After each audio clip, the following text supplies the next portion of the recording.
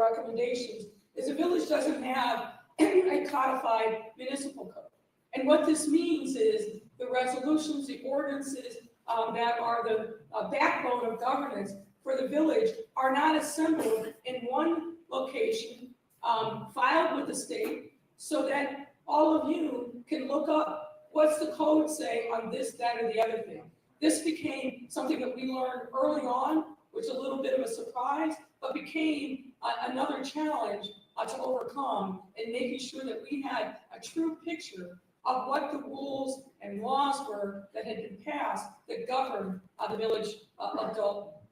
As a result, these are the absence of archived ordinances and resolutions not being readily public led to gaps in our understanding about the laws, making governance unnecessarily difficult.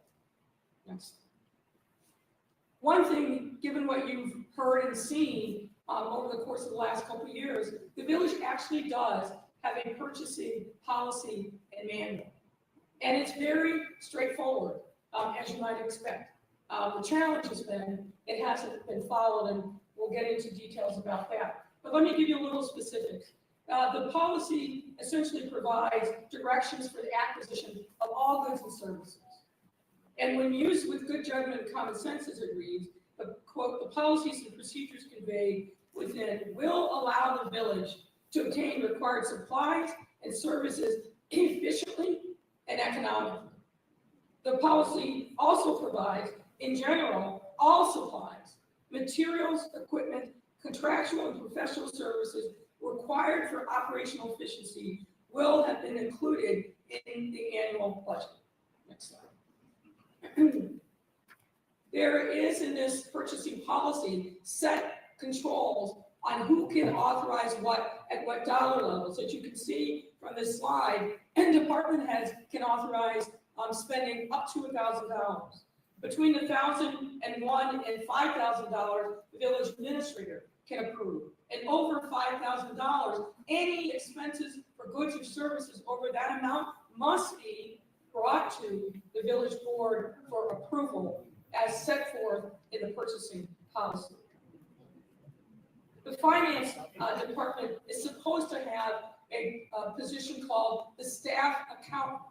That person is responsible for centralizing and overseeing the purchase of goods and services for the village, and to determine whether or not an item proposed to be spent, that there are adequate funds and proper purchasing procedures have been followed before any monies of the village are incurred.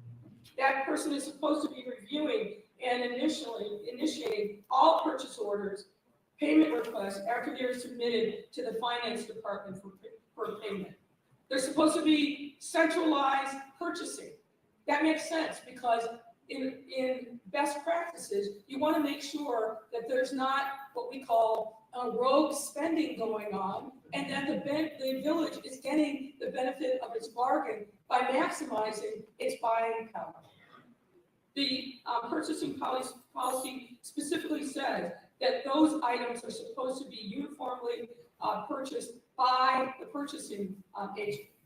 And the purchasing policy also requires the use of purchase orders. Those are essentially requisitions for goods and services, and it's detailed there. Similarly, the purchasing policy requires that when a purchase order is issued, it has the same authorization requirements as other matters. 1,000 by department heads, 5,000 by, up to 5,000 by the village administrator. Anything over 5,000 has to come before the board for approval. Now, just to give you a little bit of context, we're going to be using this term as we go forward in this presentation. There's something called a warrant that is used that also dictates how municipal funds are spent. The warrant is typically created based upon invoices that are created by a vendor and submitted to the department head for approval. As we told you in August, there is no electronic process for the submission of invoices from vendors. Paper copies typically sent either in by hand or by email are sent to department heads for approval. They must then list them in a electronic payment system called My Viewpoint, and then that generates the items that appear on the warrant list. Based upon our investigation, there are essentially two kinds of warrant lists. There's an accounts payable warrant list, which includes most of the village's expenses. And then there's a second warrant list that's called the electronic list, which includes payments made by wire, ACH, credit card, or any other electronic or online method. The village expenditures, as reflected on the warrant list, are then reviewed and approved by the board at each board meeting. And after an expense is approved by the board, Janice Johnson, who's the Director of Administrative Services, is supposed to prepare a check for signature and payment. However, if Ms. Johnson is directed by Mayor Henyard or someone else, or there are insufficient funds to pay the item on the warrant list, then those checks are held.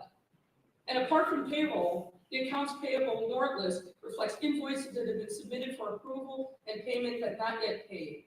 And we understand from the John Kasperick accounting firm, which is essentially the outside firm for the village of Dolton, that there are many items that appear on the electronic warrant list that have already been approved before they are presented to the board. Now, as it relates to credit card expenditures, we also understand from John Kasperick personnel that credit card balance is paid as a matter of course, meaning that as the bill becomes due, it's paid before it reaches the board for approval. In general, credit card expenses are only added to the warrant list when there's a receipt submitted. What we found is that many credit card expenditures never make it onto the warrant list for approval, in part because there's not a system for ensuring that there are receipts for the various credit card purchases. And what this means, unfortunately, is that the Board of Trustees in many instances was not able to even track or see credit card purchases that were being done over the last few years. So, let's give a little background on Mayor Tiffany Henyard. As many of you know, she's a lifelong resident of the village. She served as a village trustee from 2013 to 2021. Her bio says, cites that she graduated from Robert Morris College, although we were unable to verify. And she became mayor as of May 2021. Now, keep in mind, folks, there were two elections. There was an election at the end of February that went to a runoff, and then there was a final election later that spring. At the time of that second election, according to records provided to us by the County Clerk's Board of Elections, only 9.5% of registered voters in Dolton came out to vote.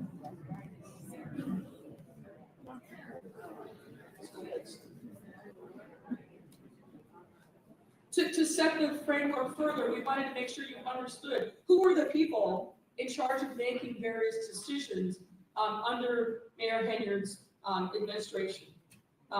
Aside from Mayor Henyard was the village administrator. You may recall that was initially Dorothy Brown.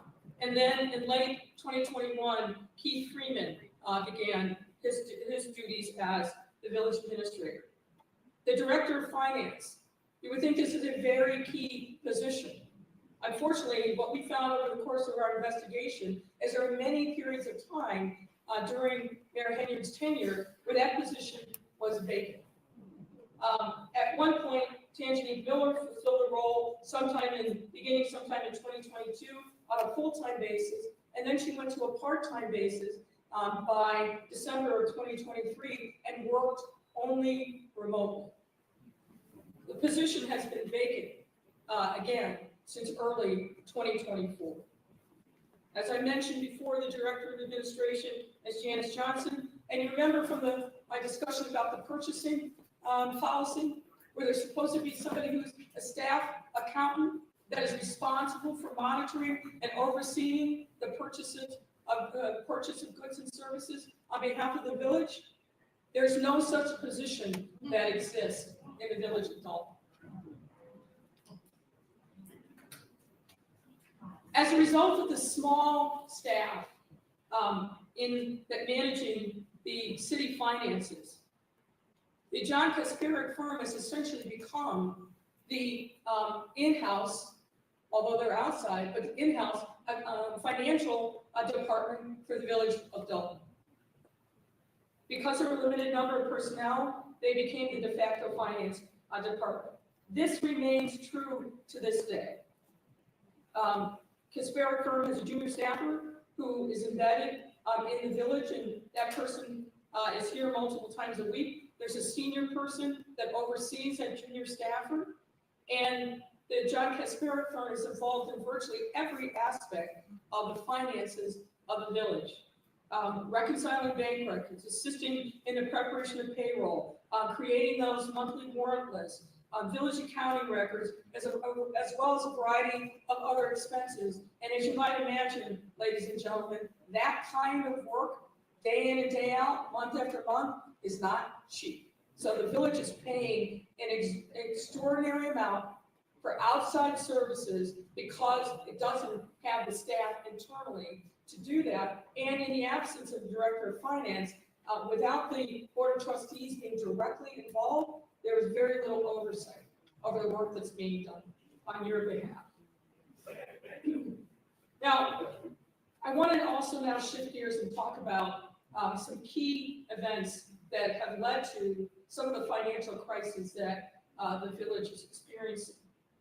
And what we found in our investigation, and that's based on a review of contemporaneous documents and witness interviews, that beginning at least as early as late 2021, there was a concerted, systematic effort on behalf of Mayor Henyard and others in her administration to hide the true financial condition of the village of Dolton from the trustees and from members of the public. To step back, let's talk about what the state of play was before Mayor Henyard became mayor. What we found is that prior to that time, the Kasparic firm would provide 3 different and important categories of information to the entire board of trustees, key city personnel, to make sure that folks were up to speed on a real-time basis as to what the circumstances were, both of expenses and revenue, and whether or not the expenses and revenue were on track with budget projections. They created a weekly report reflecting what work they did on behalf of the village, monthly financial statements with the detailed notes memorized in an accompanying memo, warrant list, which detailed the expenditures that could be presented at board meetings, and for a time, Kasparic firm also prepared and shared a payroll list. Now, initially, in 2021, at the beginning of Mayor Henyard's term, Chris Marabali of the Kasparic firm caused these documents to be sent to a wide array of people on an email. Right. Again, the trustees, key city employees, and Mayor Henyard herself. But this practice began to change in the fall of 2021.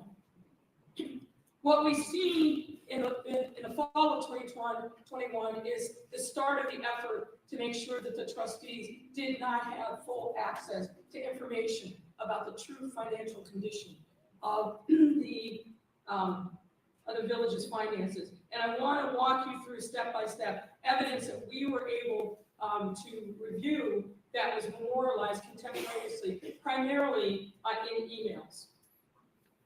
In September 2020, September 28, 2021, in an email to John Kasparic, Chris Mirabali, remember this guy who's responsible for supervising the work here at Dolton, noted, quote, "The mayor has requested that the warrant list for both electronic and regular billing be sent to her first for review and approval prior to it being released to the board." On October 4th, 2021, Trustee House emailed Mayor Bali seeking missing payroll reports that he had not received since the August 27, 2021 payroll. That same day, Mayor Bali forwarded that email from Trustee House to Mayor Henyard and sought advice on how to respond. On October 21st, 2021, Chris Marabali reported to John Kasparov via email that Mayor Henyard was very upset with him because he disclosed in a board meeting that she had directed him not to send trustees payroll records. There's a board meeting that precedes this October 21st date, where you can see on the YouTube video that she's asking him, did I tell you not to send this information? He answered in the affirmative, and that was a source of her anger with him. He was later called into a meeting with the mayor in the presence of Janice Johnson and Dorothy Brown, and the mayor in effect told him that he should never contradict her in public and that he should shade the truth. By November of 2021, a split between Henyard and certain trustees was in full bloom and played out in the trustees' shrinking access to village financial information. And on January 22nd, 2022, Mayor Bali again transmitted the December financials and a corresponding memo to the full list, including the trustees. But by February 9th, Trustee Steve sent an email to Mayor Bali and others objecting to not having received payroll reports for approval and saying that he would not provide his consent for approval by the board if he did not receive those payroll records ahead of time. Trustee House concurred in that same email chain. On February 24th, and this is an important date, Mayor Bali transmitted the January financials and the accompanying Miller only to Tanjani Miller. At that point, the trustees were cut out. On March 9th, 2022, Mayor Bali sent his weekly report to the mayor, trustees, and others. The next day, Freeman admonished Mayor Bali and said, quote, Chris, please stop sending these emails to everyone. It is a direct violation of the Open Meetings Act. Send this information to Ms. Miller and Janice, meaning Janice Johnson, end quote. I can tell you that the mere transmittal of information where there's no actual action being taken is not a violation of the Open Meetings Act. So in sum, by March 2022, the trustees were effectively cut off from receiving regular financial reports generated by the Kasparov firm, which would have provided them with information on the true financial condition of the village, and they would have been able to see at that point that there was a significant increase in expenses, as we reported previously, while at the same time, there was not revenue to match those expenses. Now I want to shift gear and talk to you a little bit about FOIA. Now, this is not a FOIA class. I'm not going to go in chapter and verse. But the bottom line, as many of you know, is that under Illinois law, municipalities are required to keep and produce the records of governance to anybody who asks for them, with a narrow set of exceptions. And that means that the municipality has to set a process by which people who want certain kinds of information can get that information, and that they have a certain timeline in which they have to provide that information. They can ask for an extension of time, but what they cannot do is simply ignore requests coming in through the Freedom of Information Act. Let's go to the next slide. Now, from May 21st, from May of 2021 through September of 2023, based on our review of relevant FOIA records and witness testimony, there were a significant number of FOIA requests that came into the village. Most of these requests were ordinary type. People asking about particular addresses within the village, people seeking other information. But what we started to see in 21, and then it increased steadily over time, is people asking very specific information about the governance of the village. And in particular, asking information about how money was being spent. At the beginning of Mayor Henyard's tenure, Clerk Allison Key was responsible for FOIA requests. According to Clerk Key, when a FOIA request would come in, she and her team would review it, then they would send it to the relevant department. There were FOIA liaisons in each department, and it was their responsibility to look for responsive documents and then provide them to Clerk Key so then she could respond to the FOIA. The increased number of FOIAs over time posed a challenge given the limited resources that were devoted to FOIA. So what we saw is a very small staff, very few resources, and an expanding number of FOIAs that came in.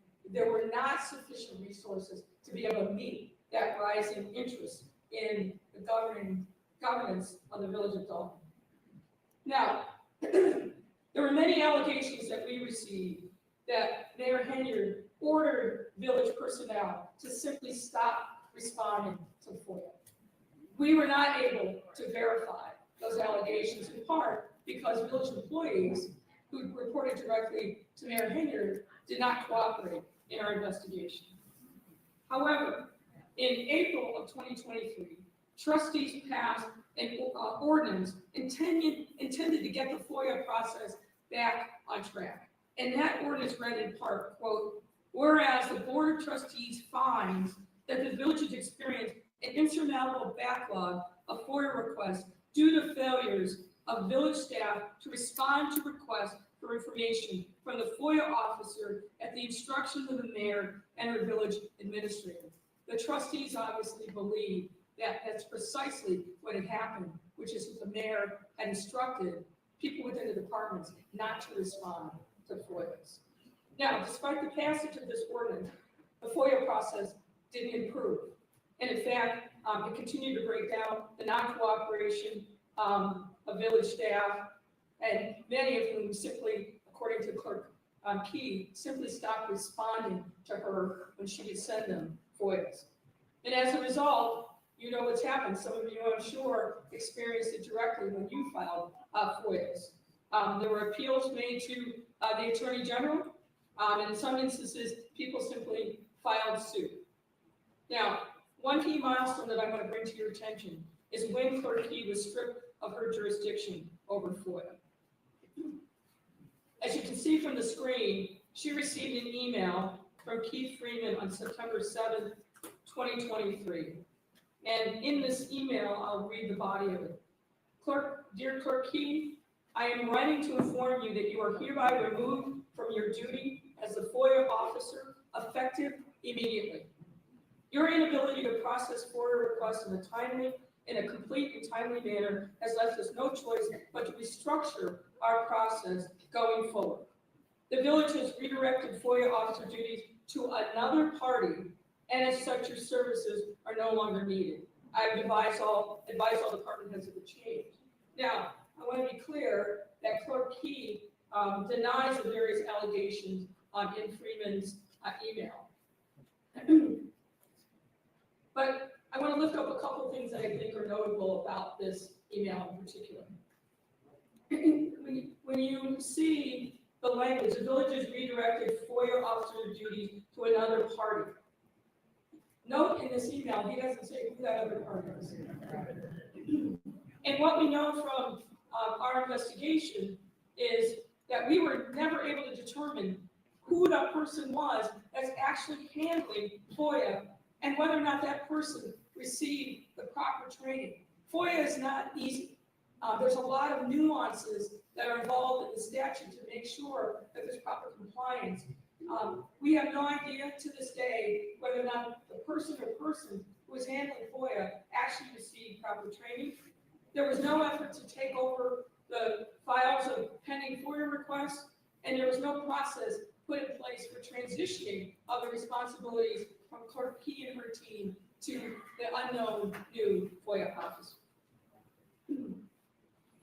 There's plenty of evidence, and again, I think you all have experienced it firsthand, that after Clerk Key was removed of her responsibilities over FOIA, the FOIA process didn't get better. If anything, it got worse. and these issues continue to this day. Now, let's shift gears, and we're going to talk about financial management concerns. There was an opportunity for the Village of Dolton to take advantage of a $5 million appropriation that had been put in place from one of the state legislatures on behalf of the Village of Dolton. This was in the state fiscal year 2023. However, that appropriation, for some reason that we were not able to ascertain, was never taken advantage of, meaning those monies never came into the Village of Dolton. So $5 million that could have significantly helped the financial fortunes of this village got recycled and went elsewhere, but never came to the Village of Dolton. I want to talk to you next about the American Rescue Plan dollars and funding that came to the Village of Dolton.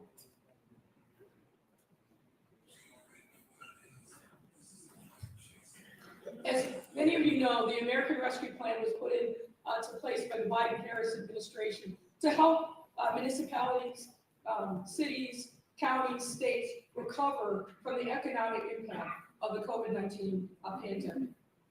And the village received an allocation through the state, which is appropriated in 2 tranches from the Illinois Comptroller's Office. You can see in this chart, the first tranche came in September of 2021, and the next big tranche came again in September of 22, for a total of just over $3 million. The U.S. Treasury Department had very strict reporting requirements on how municipal governments use those ARPA dollars. Somebody was supposed to be designated as the ARPA reporting person responsible for making sure that they were complying with U.S. Treasury regulations. But contemporaneous documentation that we have seen and confirmed in recent communications is that no one from the village actually took the responsibility to complete the reporting information. The access to the reporting portal was set up for Ms. Miller, the former finance director, but there's no evidence that she actually made the required reporting of how ARPA dollars were used here in the village. And based on the records that we have seen, there's approximately $1.7 million left of the ARPA funds and is held in a specific capital projects account. Based on what we've seen in the financial documents, the ARPA funds were used in a variety of ways that you can see from this chart. As you noted, there's a big category of $481,379 called other expenses. This was used for a variety of different things, from construction materials and supplies, lawn care, pest control, utilities, sprinkler installation, but none of these things were specifically approved by the board. Now, at this time, I'm going to turn it over to my colleague, Amanda Kite, who's going to walk you through some more detailed information on the financial status as of October 31st, 2024. Now we're going to walk through and largely provide an update to the financial information that was presented back in August. And we've been provided records that cover the first 6 months of the village's fiscal year 2025. As of October 2024, the village's general fund, which is the fund that's used to account for the majority of the village's operations, remains in a net deficit position. However, the deficit position has decreased or improved from the information that was presented in August.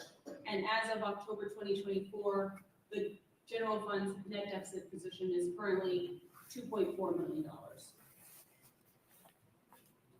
Additionally, during the first 6 months of fiscal year 2025, the average monthly expenditures of the village have also decreased.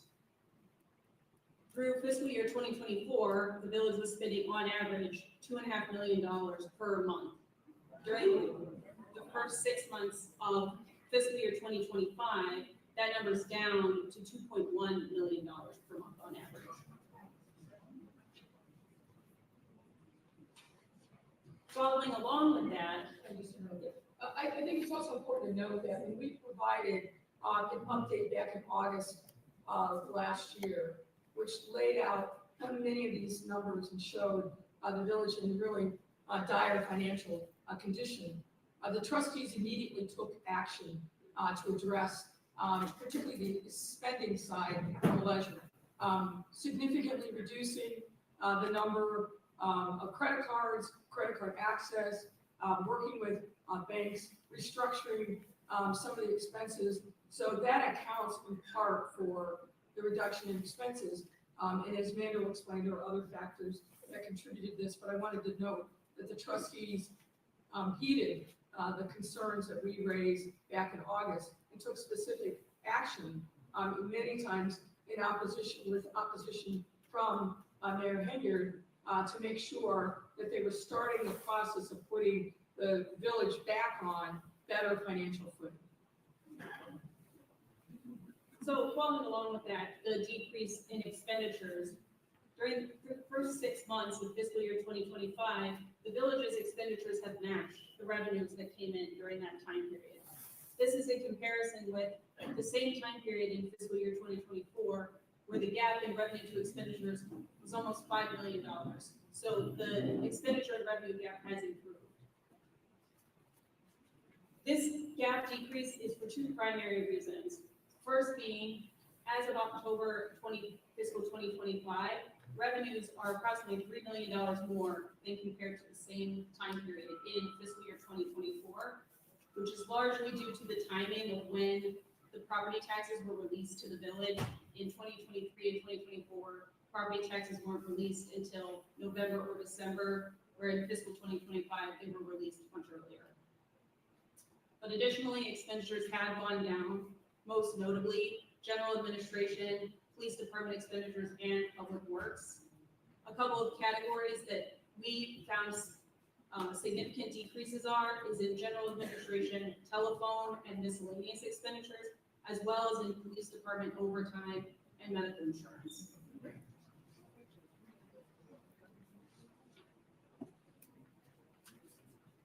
The village's cash balance has remained generally the same since the information that was presented in August. As you can see from the chart, as of May 2024, the general fund had an unrestricted cash deficit of almost $5.7 million. As of October 24, that amount is a deficit of around $5.5 million. And this deficit includes the amount of held checks that the mayor discussed previously. Those are reflected in these deficit balances. Regarding those held checks, as we presented in August, since March of 2023, and nearly every month since then, a portion of the checks that were approved and printed have had to be held. As of June 18, 2024, this was 589 checks that totaled over $6 million, which were approved but had not yet been sent to vendors. Since the August presentation, we've requested but had not been provided an updated listing of the current status of the village's held checks. However, we've been told, though not able to verify, that the current amount is still in excess of $5 million.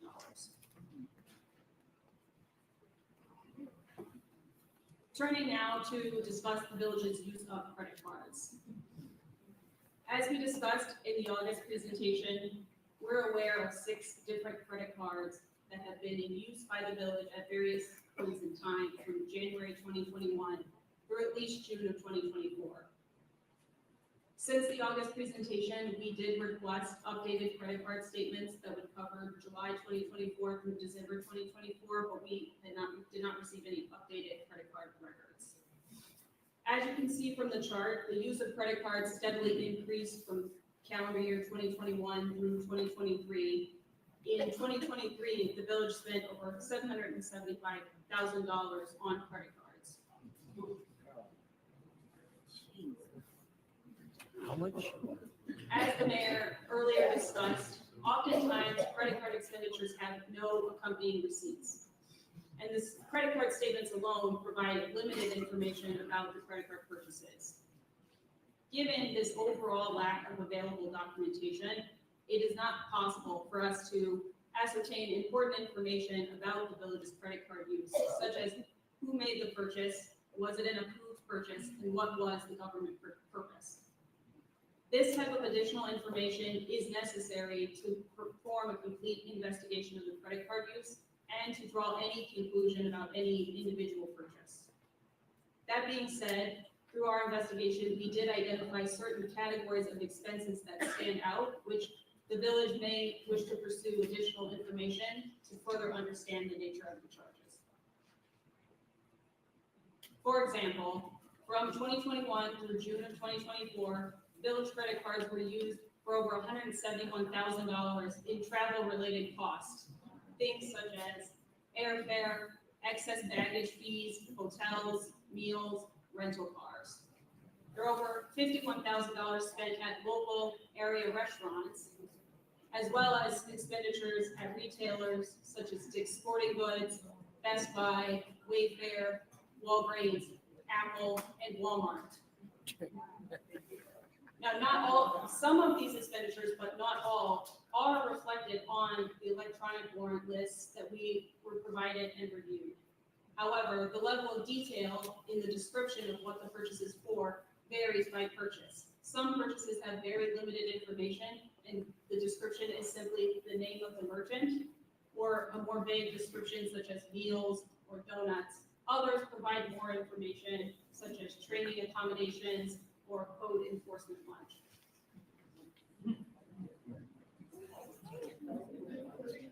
One area in our investigation where we were able to obtain detailed purchase information relates to Amazon purchases. The vast majority of purchases made by the village on Amazon were paid for with village credit cards. From January 2021 through June of 2024, the village spent approximately $218,000 on purchase from Amazon using village credit cards, the largest spending of which occurred in 2023. Now, the vast majority of the purchases on Amazon do appear to be for routine items such as office supplies, office furniture, and supplies for the police department. And the Amazon order details show that these orders were delivered either to Village Hall or to the police department.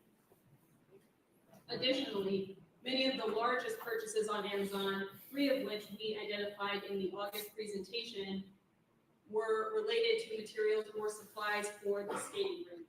This includes $5,099 for artificial ice tiles, $33,000 for artificial ice tiles, $5,600 artificial ice tiles, $4,700 artificial ice tiles, and then $3,700 for ice skates.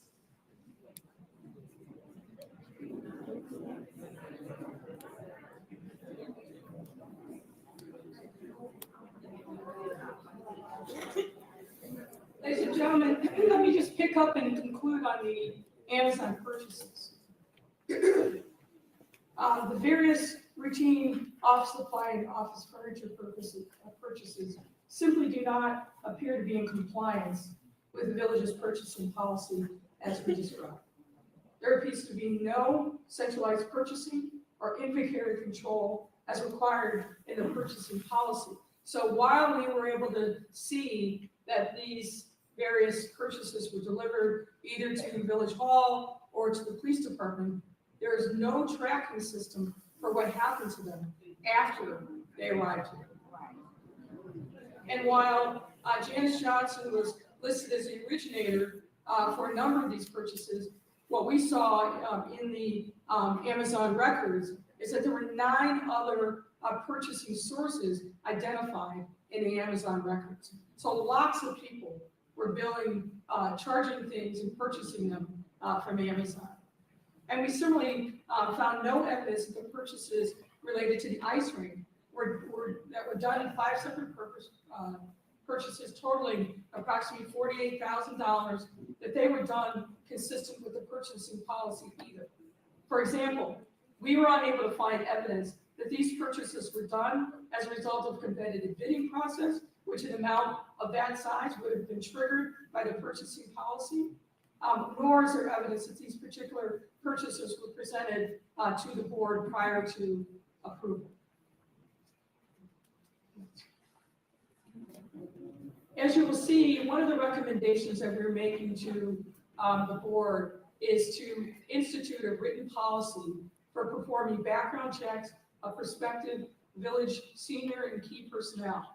There are 3 personnel that we call out on the slide, and based on our investigation, these and other individuals either working for the village or proposed by Mayor Henyard to assume key roles have issues in their background that likely would be disqualifying if they had been properly vetted. Now, I want to go through some of the consequences, because of course there has been consequences of all the things that we've already talked about.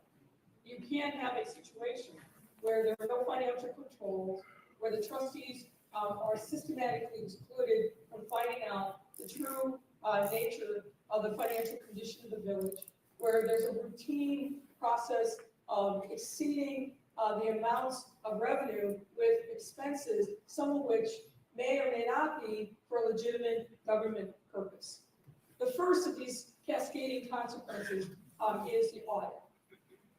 As I noted at the beginning of this presentation, under Illinois law, every municipality over a certain size is required to have a financial audit of its books and records every single year, and to produce that audit to the comptroller's office. The fact of the matter is that for the last several years, the village's auditor had been an accounting firm, an auditing firm known as Lauterbach and Ammann.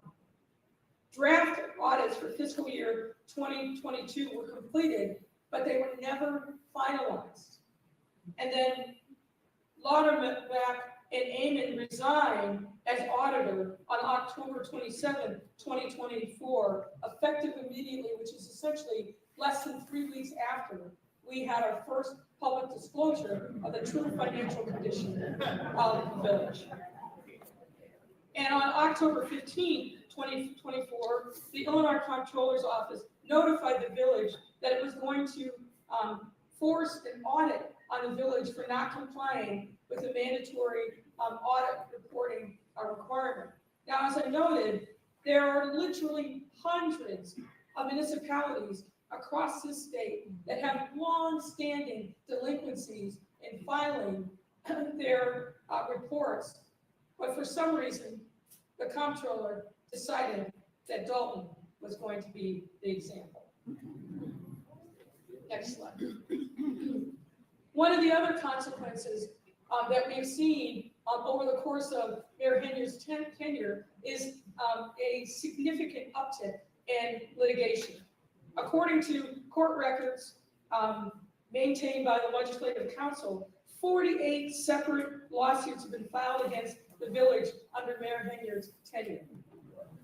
12 pending matters relate to FOIA violations, and 8 pending matters by village vendors allege improper revocation or failure to renew business licenses. And you may have seen recent reporting that on Friday, Mayor Henyard herself was held in criminal contempt for failing to sign a liquor license for an existing business owner here in the village, despite being ordered by the court to do so multiple times. Those have costs. Next, I'm going to walk you through the insurance issue, because insurance is a significant cost in the budget for the village of Dolton.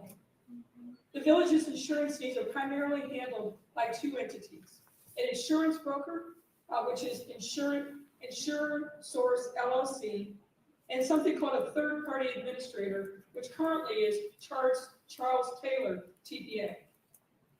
In 2024, the village's insurance coverage became at risk due to late or non-payment of fees. The village's premium financing company sought to avoid its contract with the village. And let me explain what that means. There is a finance company that fronts the money for the village's various insurance costs, and the village pays it back on a monthly basis. But because of non-payment, that finance company walked away from its responsibilities and said, we're not going to we're not going to finance any future funds to the village to pay its insurance. That created a bit of a crisis. The village's longtime third-party administrator, that's the entity that then pays claims that are made by people that trigger the insurance policies. That third-party administrator also walked away and refused to renew its agreement with the village, again, as a result of problems in payment. And then long-time insurance carriers. The village had, like most municipalities, has multiple insurance carriers that cover their insurance, particularly liability insurance. Many of those long-time carriers canceled in the spring of 2024 or declined to renew the village's policies. Now, this came at a critical time. The renewal period for village insurance is early August of every year.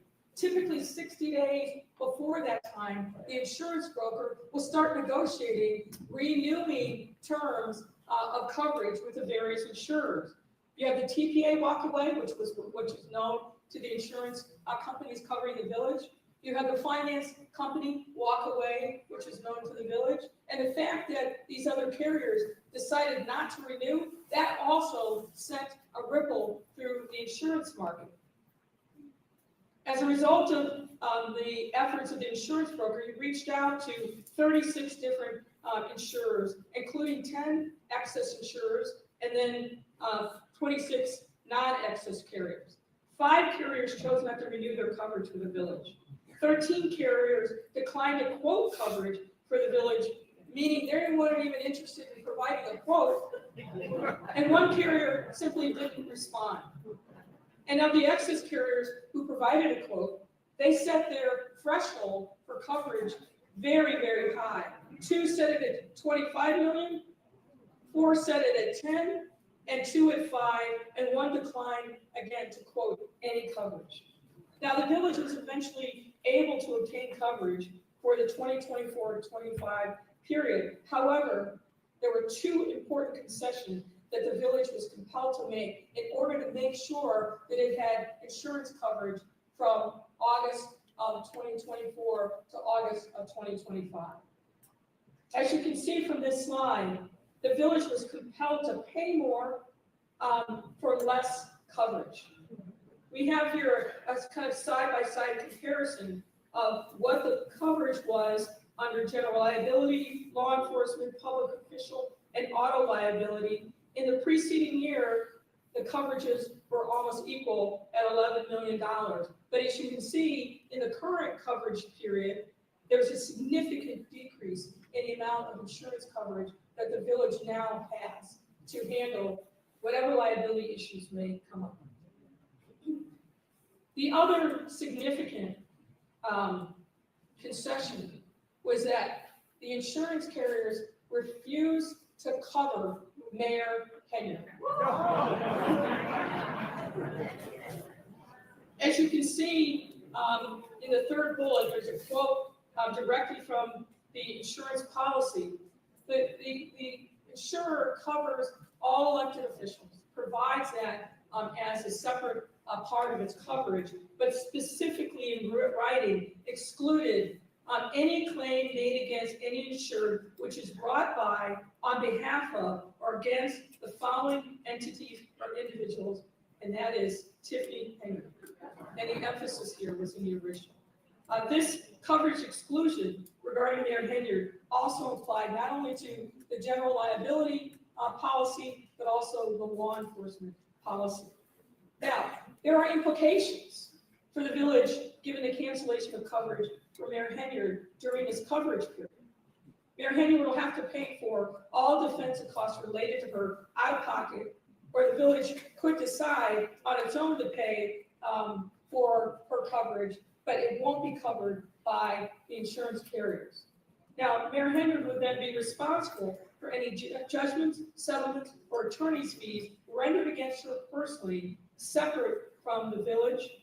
And there's an open question as to whether or not Mayor Henyard will participate in litigation that she has to pay for herself, and what that would mean for the village if she simply defaults, meaning doesn't show up, doesn't participate in ongoing litigation. So the absence of coverage has significant implications for the village and for the taxpayers of the village of Dolton. Other implications, the fire department. After 2 years with no resolution of a contract, finally in the fall of 2024, Legislative Council was able to reach a collective bargaining agreement with the fire department union, which a majority of the board approved over Mayor Henyard's objections. The village is currently in negotiations with the police department, but the challenge with that, negotiating that contract, is without audited financial statements. And remember, we said there's been no audit of the financial statements since fiscal year 2021. It's difficult for village negotiators to be able to project what revenues are going to be coming in so they know what a fair salary and compensation would be. Now, as we're winding down here, I'm going to cover quickly some other remaining items that I know are of interest to the public. And let's talk for a minute about the Las Vegas trips and the allegations against Trustee Holmes. There are actually 2 trips, one in May 22 and another in May 2023, where Mayor Henyard and a large delegation went to an economic development convention in Las Vegas. The convention was called Recon, and that was put on by the International Council of Shopping Centers.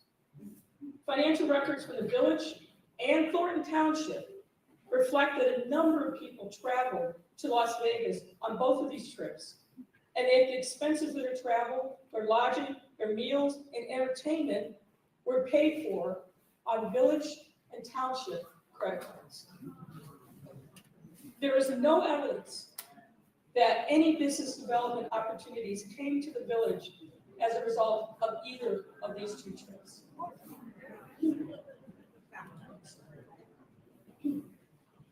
You're all aware of the fact that there were allegations against Trustee Holmes as a result of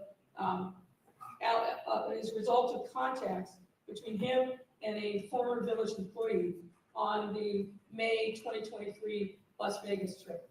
We're not going to go into chapter and verse on this because we are not a criminal investigative authority, but suffice it to say, the allegations are that Holmes took advantage and assaulted a young woman while she was unconscious in his hotel room, that he contacted a village Dolton police officer who was also on the trip, FaceTimed him, showing the young woman unconscious on the hotel room, and some of you are aware that a recording of that FaceTime call has recently surfaced. The young woman eventually filed complaints in Las Vegas and suburban Cook County. Fall of last year, the Las Vegas criminal authorities closed its case after its investigation. The young woman has also filed a complaint with the EOC alleging that she was wrongfully terminated from her employment as a result of making an outcry to Mayor Henyard directly about the alleged assault. And the young woman has subsequently filed a lawsuit which makes similar allegations, and that lawsuit remains pending. Importantly, neither the young woman, Trustee Holmes, or other witnesses cooperated with our investigation. Another thing that I think is important regarding this alleged incident between Trustee Holmes and this young woman.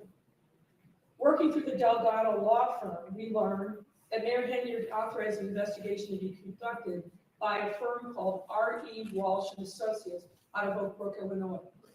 This investigation was not authorized by the board, and the results have not been shared with the board.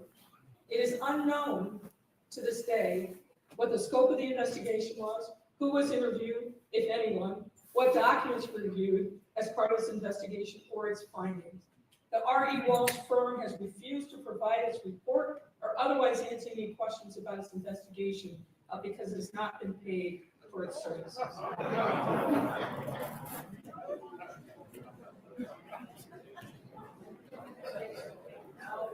Let's talk for a moment about Thornton Township. In the course of our investigation, we received a lot of information that there was significant use of Thornton Township funds to cover expenses for the benefit of the village of Dolton. Similar to the lack of cooperation in the village, personnel under the control of Mayor Supervisor Henyard, we face obstacles obtaining documents from Thornton Township. We therefore are not suggesting we do not have a complete picture of a variety of the allegations against Mayor Henyard and others in connection with the operations of the township.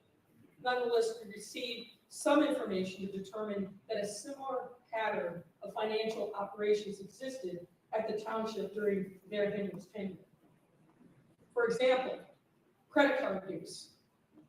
We were able to review records from May of 22 through October of 22, June of 23, January of 23 through June of 23, and January of 24 through June of 24.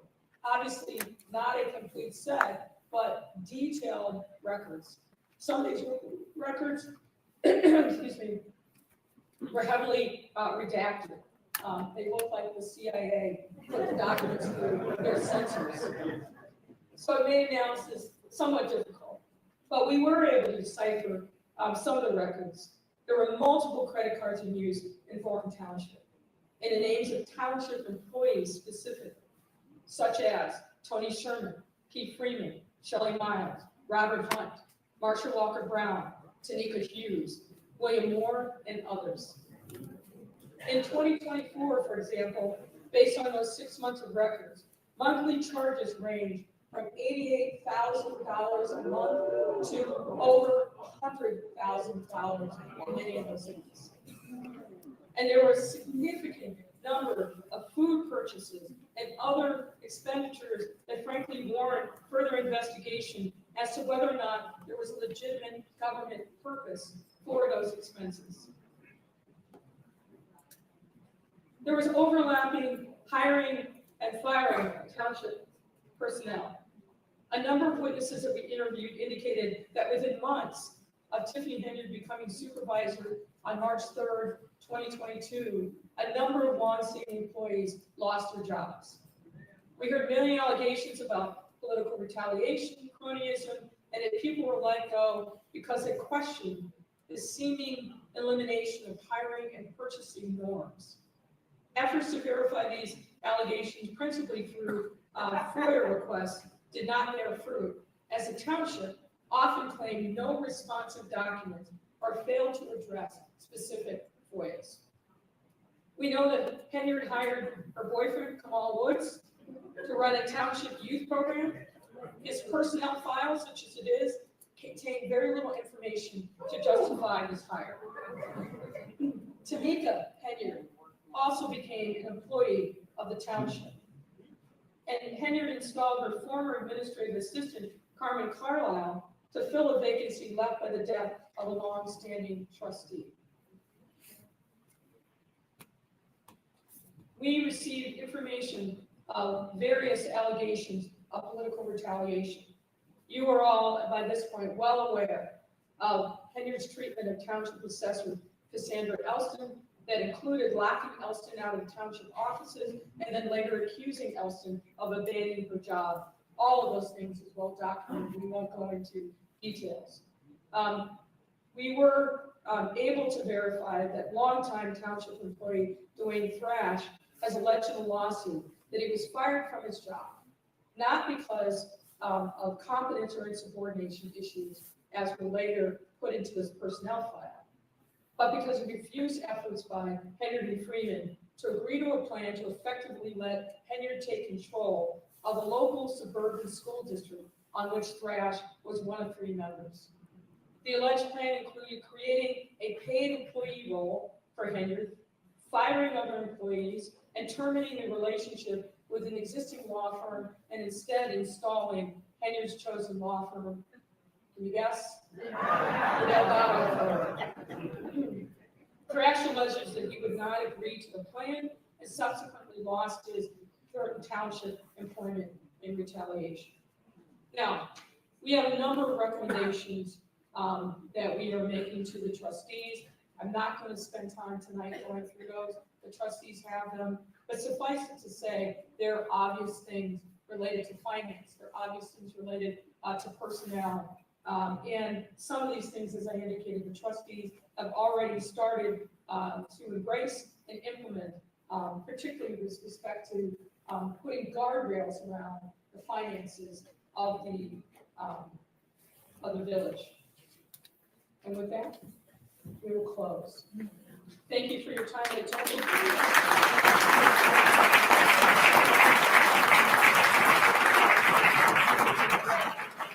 to say at the outset, we passed out index cards. If you have questions written on them, pass them forward, and we will entertain some questions. Can members of the park district staff perhaps help us collect some of these cards and bring them forward? If you have a card, hold it up in the air, and somebody will come by. Maybe pass them forward to the front. That's probably the easiest thing to do. Yeah. And remember, if you'd like an electronic copy of this PowerPoint deck, please make sure you provide your name and your email address.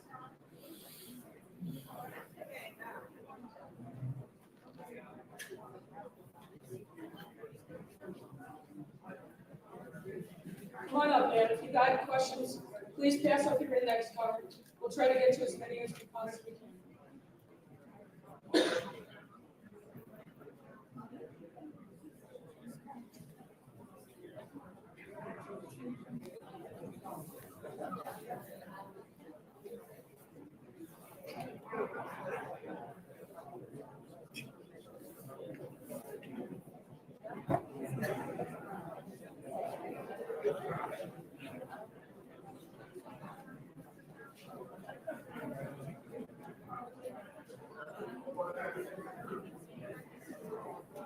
All right, we have a couple of questions.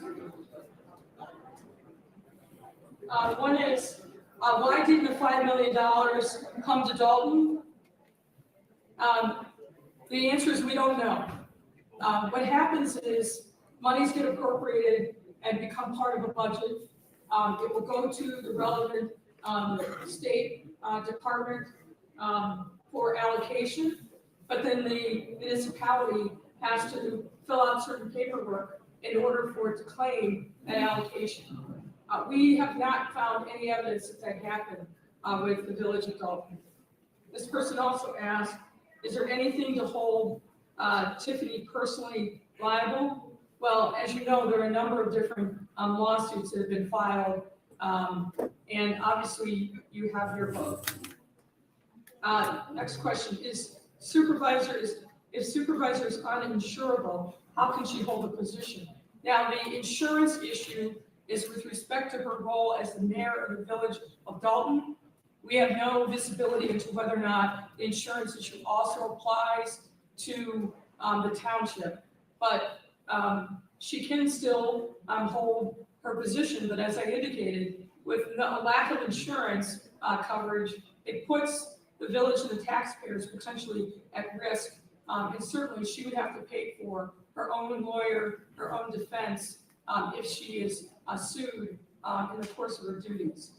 There's a question of who pays the services that are rendered by my colleague and I.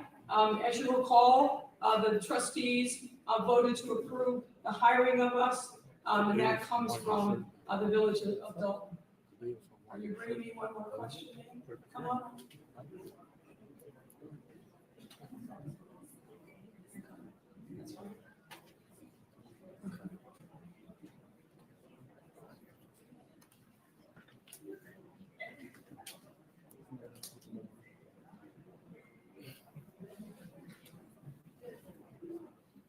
There's a question there whether the village will be able to get federal or state funding to bail us out of this mess. And the answer is, I think that's a matter that the trustees are actively pursuing. There's a question, have all of your findings been given to the FBI and any agency concerned? Maybe without turning away to our friends in the federal government watching this live stream.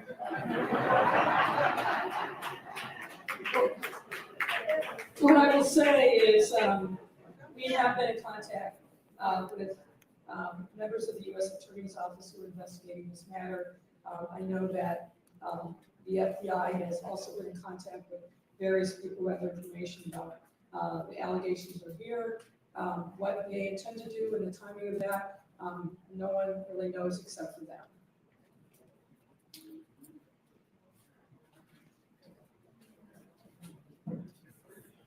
Just sort through and see if there are any other questions.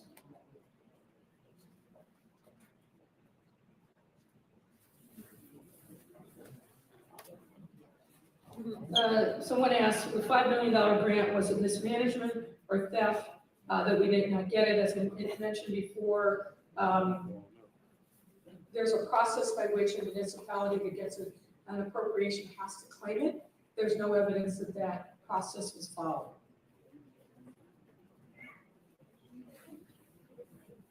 There's a question of when can vendors expect past due payments to be handled?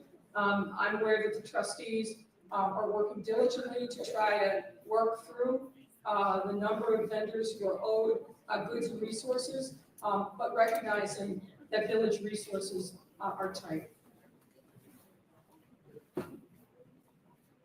There's a question of how much money is owed to credit cards. I think we covered some of that in our report. The trustees have substantially cut down access to credit cards, so we expect credit card spending to go down. Most of the payments were made and the balances paid in total at the time that they were incurred. And there's a second question, is Tiffany going to be held responsible to repay the money spent on the ice rink? That's a very good question to which we don't have the answer. Okay, all right, we've got the final 3 questions.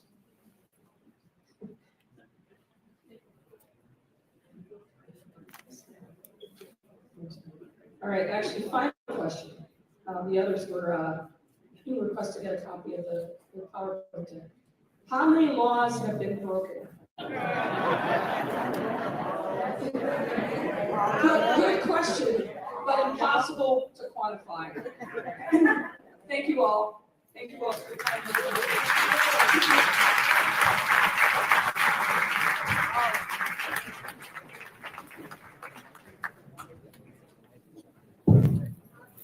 Okay, we want to thank everybody for coming out, and on behalf of the Dolton residents, board of trustees, we want to ask everybody to give a round of applause to Mayor Lightfoot.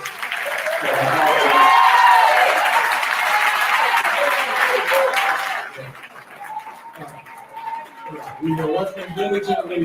This has been very critical for us to start to get a picture of what's going on, so we can begin working on that. So Mayor Lightfoot's influence has really been tremendous on us getting on the right path.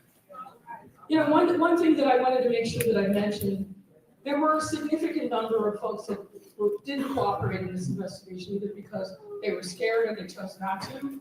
And there were some people who didn't cooperate initially, but then I'll say saw the light and did. And I want to call out one of those people was Keith Freeman, the administrator. He was definitely Team Henyard early on and wasn't particularly cooperative, but sometime late last summer, clearly had a change of heart, and it's been very instrumental in making sure that we got access to the financial records that were critical for us to be able to provide this information to you. So I just want you to keep that in mind, and thank Mr.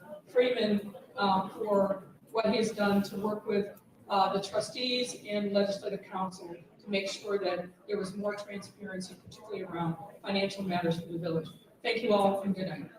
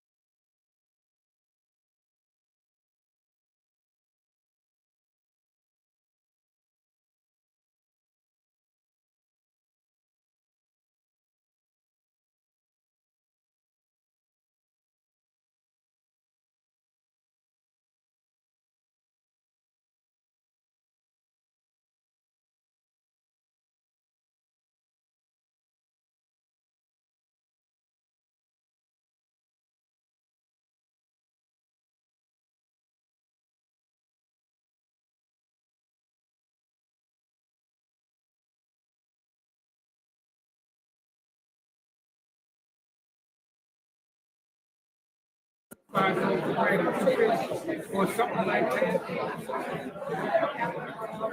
And he fed the multitude. Well, that represents the things that he is he feeding us? What is he feeding us?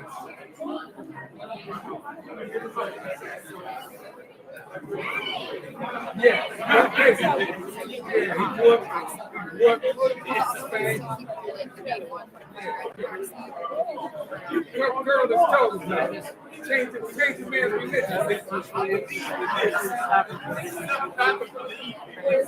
I ain't coming back on it. Let me speak this. I ain't coming back. Yeah, you talking sex. Ain't nobody ever did that. Nobody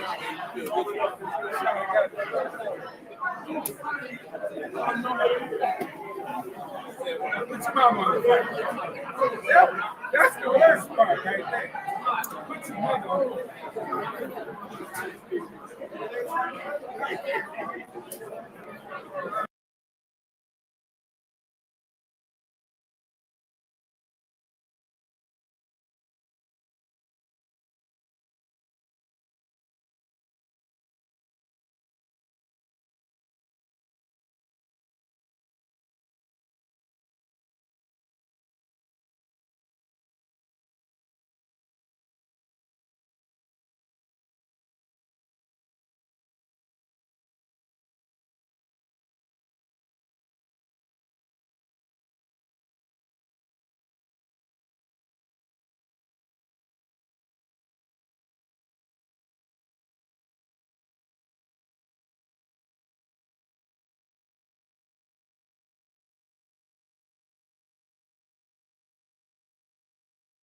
What's up, my man? All is well. You do. All right. They hit the ball at 25.